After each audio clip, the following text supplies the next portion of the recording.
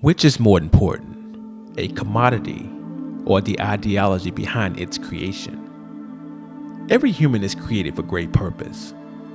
Unlike those things we should never understand, our ultimate goal is to stimulate humanity with divine purpose.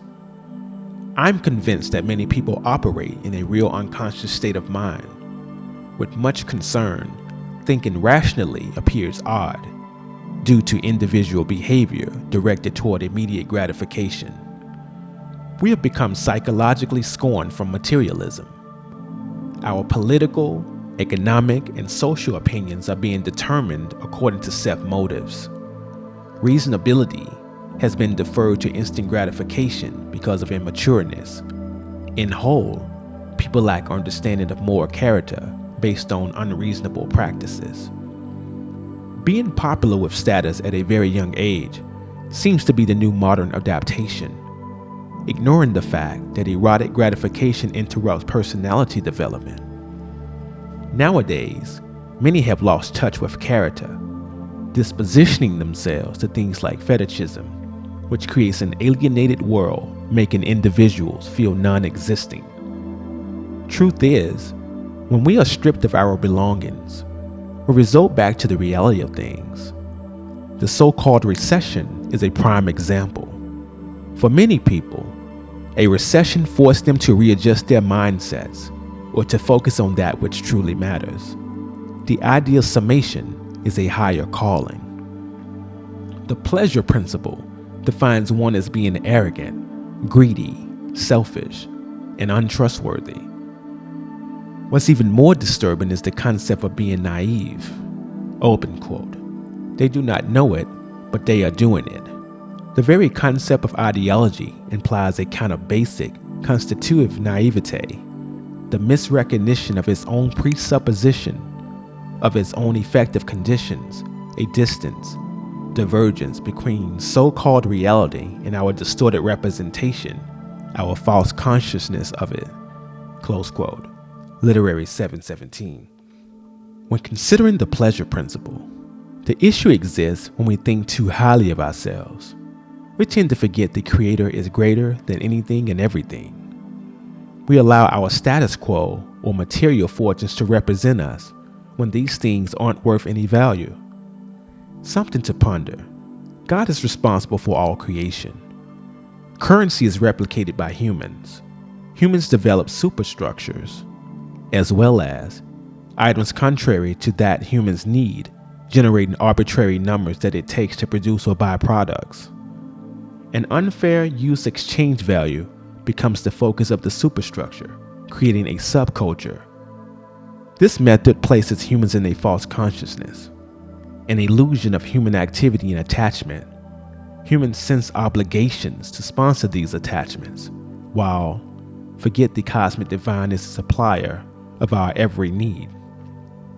Long story short, we spend far too much time being concerned with nonsense.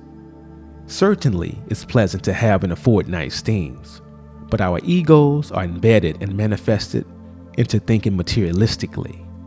We fail to give deity admiration for our gain, while act with distorted minds as if responsible for our own achievements. We're not. It is vital we understand that the conscious is informed by tradition as well as by truth, so the standards it holds us to are not necessarily theological. The conscious can be needless condemning in areas where there is no biblical issue, yet attempt to stronghold us from universal intelligence. Circumstances unparalleled to our true calling in life. As a testament of deity, the reality principle, in the case of a recession, many people less fortunate financially were grateful for a peace of mind. According to the U.S. News Online, despite lingering unemployment and a still sluggish economy, many Americans find reason to be thankful. In fact, for some, unexpected layoffs, financial setbacks, or simply a desire to spend more time with family have served as a reality check, a wake-up call for consumers to rethink their ideal of wealth and prosperity.